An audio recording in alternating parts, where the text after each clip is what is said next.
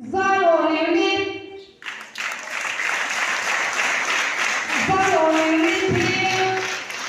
February ni sum ni le pagi sangka sakwa somran le pasaria tinania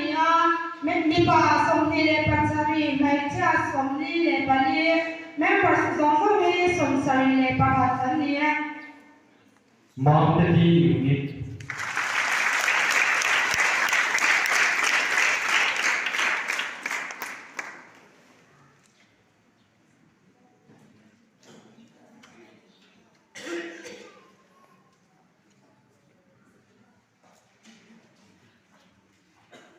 Mountain unity pusaka sebuah somri mati diing tunalian bibah somni pernah mesia somni pati avoid campaign per somni lepas itu mekanik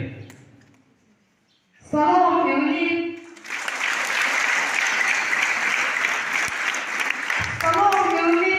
September ni som pathum sang ni le panga atinania mi pa som thum le pakat mai cha som ma members somran le pakat ani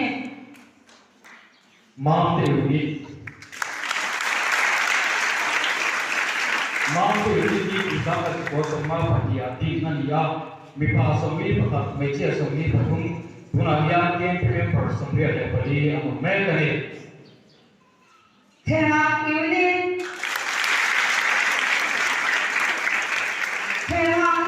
thi sang khazakwa somli le parpati nania mi pa somli le parra mai cha somthum le paro tunalian members somruk le pali ang mekani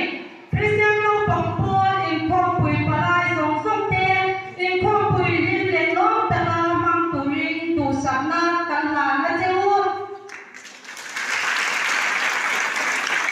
Oleh guna juang open source satu ini, Christian Law Proposal Dite Somek